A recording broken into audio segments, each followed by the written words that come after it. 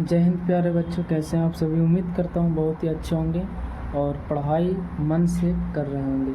सबसे पहले आज क्लास 10th का पहला चैप्टर संख्या, वास्तविक संख्या में आप लोगों को आज हम बहुत ही यूनिक चीज़ बताने जाने वाला है जो कमज़ोर से कमज़ोर बच्चों को बहुत ही बेहतरीन तरीक़ा से समझ में आएगा।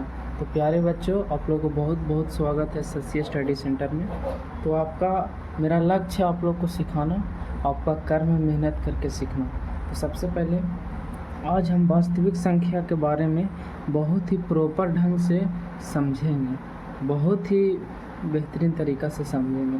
सबसे पहले मेरा है वास्तविक संख्या के बारे में बताना। तो प्यारे बच्चों, वास्तविक संख्याएं जो होती हैं वो हमारी कुछ इस तरीक़ा से होती हैं कि वास्तविक संख्या को हम लोग इंग्लिश में रियल नंबर भी बोलते हैं। क्या बोलते हैं? रियल नंबर भी। रियल नंबर को देखिएगा प्यारे बच्चों, हम लोग परिमेय संख्या और अपरिमेय संख्या को सम्मिलित रूप या अपरिमेय संख्या और परिमेय संख्या दोनों को मिला करके जो संख्याएं प्राप्त होती है उसे हम वास्तविक संख्या कहते हैं।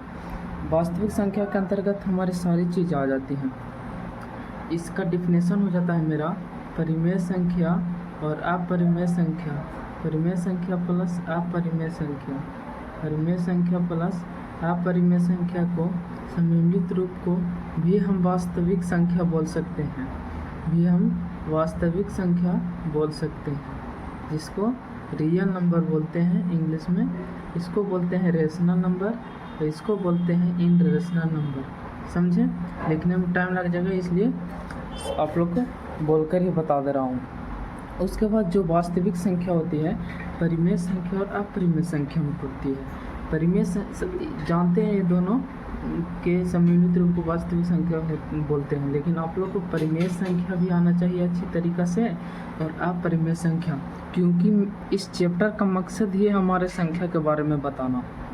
तो मैं आप लोगों को वहाँ से क्लास 10th के कुछ लेवल से लेकर चल रहा हूँ, जिससे आप लोग को सम संख्या, विषम संख्या, अभाज्य संख्या, सारी तमाम संख्याएं जो होती है आप लोग को आना चाहिए, क्योंकि आप लोग बड़े हो गए हो। अब परिमेय संख्या परिमेय संख्या नहीं आता है, कोई दिक्कत की बात नहीं है, कोई टेंशन लेने की बात नहीं है। मैं आपको बहुत ही अच्छी तरीक़ा से समझाऊँगा, बस आपका कर्म मेहनत करके सीखना है और अच्छा तरीक़ा से वीडियो को देखना और ध्यान से, एकाग्रता से। चलिए परिमेय संख्या की ओर बढ़ते हैं। परिमेय संख्या के अंतर्गत हमारा जो होती है वो हम बोलते हैं, जिसे हम P/Q के रूप में लिख सकते हैं, P/Q के रूप में लिख सकते हैं। तो P/Q के रूप में हम वे सभी संख्याएं, इसे हम ये भी लिख सकते हैं, वो सभी संख्याएं जिसे हम P/Q के रूप में लिख सकते हैं, वो सभी संख्या जिसे हम P/Q के रूप में लिख सकते हैं। तो कौन सा भी संख्या जिसे हम P/Q के रूप में लिख सकते हैं? तो जैसे 3/11 हो गया, जैसे 11/3 हो गया, 124/25 हो गया। ये सारी समान संख्याएं परिमेय संख्याएं कहलाते हैं। अब जानते हैं कि P/Q के रूप में लिखा जा सकता है, तो P/Q के रूप में तो हम 2 के भी लिख सकते हैं। तो हाँ, 2 भी परिमेय संख्या है। हम इसे बोलेंगे कि √3 को भी तो P/Q के रूप में लिख सकते हैं, तो नहीं प्यारे बच्चों, √3 को हम P/Q के रूप में नहीं लिख सकते हैं। इसका एग्जैक्ट वैल्यू होता है 1.712, इस तरीक़ा से कुछ इसका मान होता है। इसे P/Q के रूप में नहीं लिखा जा सकता है। अच्छा, इसको एक और डिफिनेशन होता है, वे सभी संख्याएं जिसे P/Q के रूप में लिख सकते हैं वह परिमेय संख्या कहलाता है। इसका एक और डिफिनेशन होता है, ध्यान से समझिएगा, जिसे या जिसका दशमलव शांत या अशांत हो, शांत या अशांत हो। अब शांत और अशांत दशमलव के बारे में आप लोग अगर पहली बार सुन रहे हैं तो शांत दशमलव और अशांत दशमलव के भी बारे में बता दे रहे हैं। शांत दशमलव उसे कहते हैं जो मान लिया जाए ये संख्या दिया हुआ है 124/25, ठीक है। अगर हम इसको डिवाइडेड करते हैं तो यह एक निश्चित संख्या के बाद अगर कट जाता है तो इसे हम शांत दशमलव कहते हैं। मान लिया जाए ये 0.884 ऐसे ही करके कुछ बार में कट जाता है, एक निश्चित संख्या तक कट जाता है, तो इसे हम शांत आवर्ती संख्या बोलते हैं। और अशांत आवर्ती संख्या में हो जाता है 11/3 हो गया।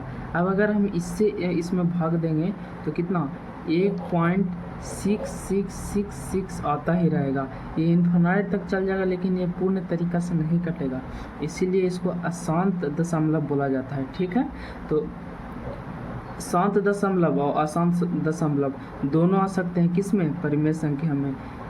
अच्छा, जिसे p/q के रूप में लिखा जा सकता है उसे क्या बोलते हैं, परिमेय संख्या, ठीक है। तो आप लोग समझ चुके होंगे कि परिमेय संख्या किसे बोलते हैं। अच्छा, अपरिमेय संख्या क्या होगा, अपरिमेय संख्या में जिसे p/q के रूप में नहीं लिखा जा सकता है, p/q के रूप में नहीं लिखा जा सकता है। और इसका जो दशमलव होता है, दशमलव जो होगा ये अशांत आवर्ती होगा, अशांत आवर्ती होगा। अच्छा, अशांत आवर्ती क्या होगा, तो अभी बताएं। अशांत आवर्ती जिसका भाग देने पर रिपीटिंग होता जाए, अगर अशांत आवर्ती हो, जैसे 11/3 को अगर हम भाग किए तो अशांत आवर्ती नॉन टर्मिनेटिंग आ रहा है, यानी रिपीटिंग होगा। ये नॉन टर्मिनेटिंग रिपीटिंग इसको बोलते हैं इंग्लिश में।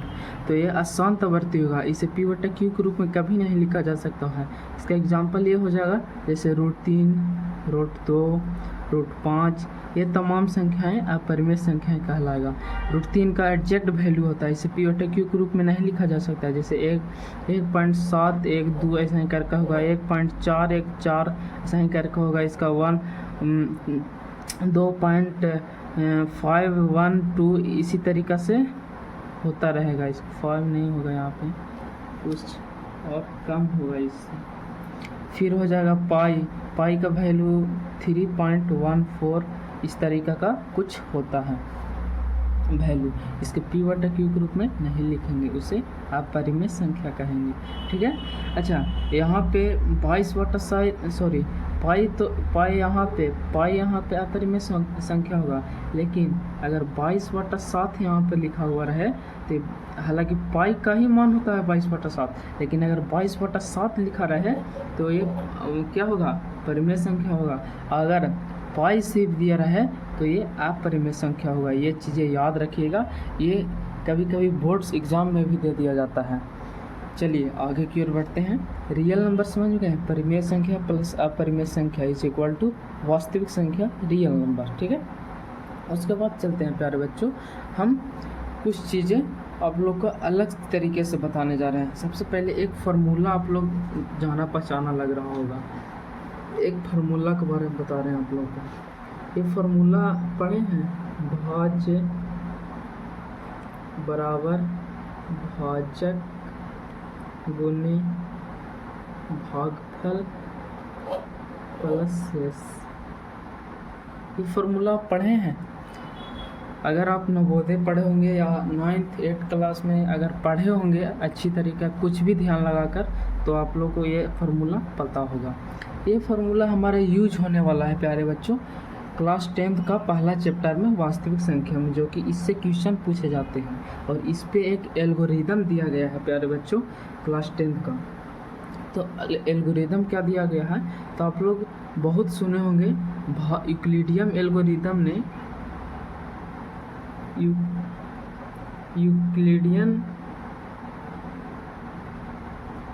एल्गोरिदम ने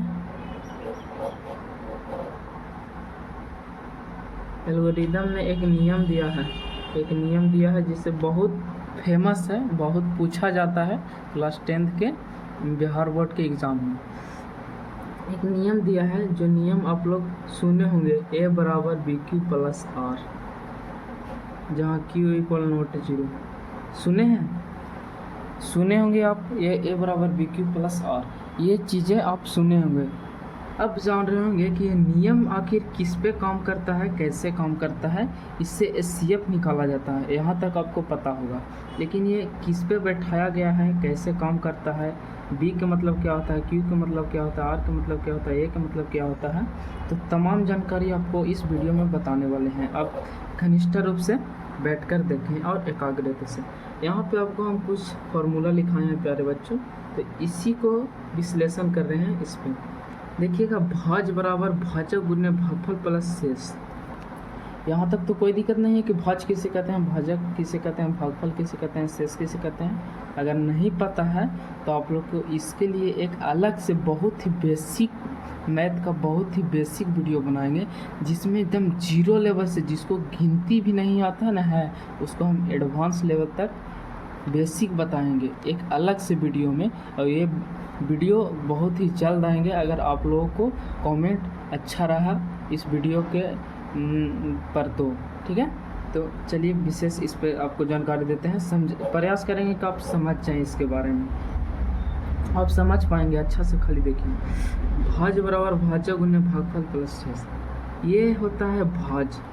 देखिए यहाँ पे आपको शॉर्ट तरीका से हम समझाने का प्रयास कर रहे हैं। जैसे 2 भागे यहाँ पे दे दिया है 24, सॉरी यहाँ पे दे दिया है 25 इंटू, अब इसको हम भाग करते हैं तो क्या 12 दूना के 24, ठीक है, कट गया 1। इसको बोलते हैं प्यारे बच्चों भाज, इसको बोलते हैं भाजक, इसको बोलते हैं भागफल, इसे बोलते हैं शेष, ठीक है।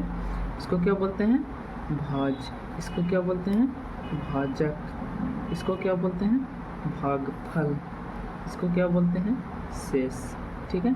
तो यही चीज़ें यहाँ पे लिखा गया, भाज बराबर भाजक गुने भागफल प्लस शेष। इसी को छोटा रूप में लिखा गया है, ए बराबर बी क्यू प्लस आर। अब बताइएगा कि बी क्यू प्लस आर कैसे लिख दिए सर, से बताइए। तो देखिए यहाँ प्यारे बच्चों, यहाँ पे भाज को ए बोला गया है, भाजक को बी बोला गया है, और भागफल को क्यू बोला गया है, जिसे क्वोशेंट भी बोलते हैं हम लोग, और शेषफल को आर बोला गया है, जिसे हम रिमाइंडर भी बोलते हैं, ठीक है। तो ए बराबर बी क्यू प्लस आर कैसे हुआ, तो ए भाज बराबर ए है, ए हो गया। इसके बाद इक्वल टू बी भाजक को माना है तो बी हो गया, और इंटू मतलब यहाँ पे इंटू दिया गया है, आप लोग समझ ही रहे हैं, और इंटू क्यू किसको बोला था भागफल को, तो क्यू दिया है प्लस में आर, जो शेष बचता है उसे आर बोला है। और यहाँ इक्वल नॉट जीरो का मतलब ये होता है कि क्यू इक्वल नॉट जीरो, मतलब कि कभी इसका भागफल जो है जीरो नहीं आएगा, ठीक है, ये बोल रहा है ये नियम में, ठीक है। तो चलिए, ए बराबर बी क्यू प्लस आर, आप हमें यहाँ तक है कि आप समझ गए होंगे। तो इसी पर बिहार बोर्ड में पूछा गया 2 नंबर का सवाल हम आपको कराने वाले हैं। तो देखिएगा, आपको यहाँ पे दिया गया है 135 और 225 का मासा 2012 में पूछा गया है प्यारे बच्चों। यूक्लिडियन एल्गोरिदम के प्रयोग से निम्नलिखित का मासा ज्ञात करें, इसी नियम पर यूक्लिडियन एल्गोरिदम के प्रयोग से। तो आपको चलिए इस क्वेश्चन को हम सॉल्यूशन इसी नियम का क्वेश्चन है प्यारे बच्चों, 135 और 225 का मासा यूक्लिडियन एल्गोरिदम के प्रयोग से निकाले। ये मेरा प्रीवियस ईयर क्वेश्चन है और ये 2012 में पूछा गया है प्यारे बच्चों, ठीक है। तो आप लोग को जो एल्गोरिदम का जो नियम बताए हैं हम, ए बराबर बी क्यू प्लस आर, जहाँ क्यू इक्वल नॉट जीरो, मतलब क्यू बराबर जीरो नहीं होना चाहिए। क्वेश्चन इस तरीका से दिया रहेगा। तो आपको सबसे पहले शुरू वाला को ए मान लेना है और दूसरा वाला को बी मान लेना है, हर क्वेश्चन में, ठीक है। ए की जगह पर 135 लिखेंगे बराबर, बी की जगह पर 225 लिखेंगे गुने क्यू। अब यहाँ से मेरा बनाने का प्रक्रिया स्टार्ट होता है। क्यू के जगह पर क्या लिखेंगे, तो क्यू के जगह पर हमें वो लिखना है जो इससे कितना बार में लगेगा। ये तो 2 बार में तो ज़्यादा हो जाएगा, इसलिए 1 बार में लगेगा, तो 1 लिखना है। प्लस आर के जगह पर क्या लिखना है, तो आप आर के बारे में बताए थे आप लोगों को, रिमाइंडर मतलब शेष। इससे जितना बार में लगा, अगर पूर्ण रूप से कट गया तो 0 लिखाएगा, और अगर पूर्ण रूप से नहीं कटा तो जो शेष बच रहा है वो यहाँ लिखाएगा, ठीक है। तो क्या 135 से अगर हम एक बार में लगाएं तो क्या ये पूर्ण तरीका से कट गया? नहीं, 135 से एक बार में लगाएं तो 135 ही आया, मतलब शेष कितना आया? तो 135 इसमें से घटाइए, कितना रहा? 0,9, मतलब शेष 90 आया, ठीक है। तो यहाँ पे 90 लिखाएगा। यहीं तक सीमित नहीं है, इसके बाद फिर अगला स्टेप इससे चलेंगे। जो यह 225 है, अगर पूर्ण तरीका से कट जाता है, मान लीजिए एक बार में, मान लीजिए 135 रहता है, यहाँ 270 रहता है, 2 बार में कटता है 0 आ जाता, एक बार में भी हो सकता है। लेकिन अगर ये पूर्ण तरीका से नहीं कटा, जब तक ये पूर्ण तरीका से नहीं कटेगा तब तक सोल्यूशन ख़त्म नहीं होगा। तो कैसे चलेंगे? तो फिर इसको उतारेंगे यहाँ पे 225 के 225, उसके बाद बराबर के बराबर लिखेंगे, फिर क्यू के जगह बी के जगह पर 90 लिखेंगे, गुने क्यू की जगह पर। फिर 90 से कितना बार में ये लग रहा है इसको देखना है। 90 से कितना बार में लगेगा? तो 9 दूनी 18, 9 तीन 27, 3 बार लगाएंगे तो ज़्यादा हो जाएगा, इसलिए 2 बार में लगाएंगे। प्लस शेष कितना बचेगा? 180 घटेगा तो कितना? 45 बचेगा, ठीक है। उसके बाद फिर इसको यहाँ उतारेंगे, 90 को यहाँ उतारेंगे, उसके बाद फिर 45 से लगाएंगे, तो 45 से कितना बार में लग जाएगा? पूरा 2 बार में लग जाएगा। प्लस में आर की जगह पर जो अगर पूर्ण तरीका से कट जा रहा है तो शेष मेरा कितना आ रहा है? 0।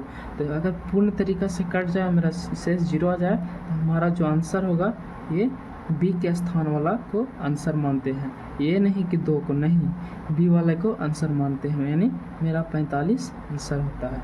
इसमें ये नियम है प्यारे बच्चों। तो उम्मीद करता हूँ आप लोग सीख गए होंगे। तो चलिए आप लोग को अगला वीडियो मिलते हैं प्रश्नावली सॉल्यूशन करने में। जय हिंद।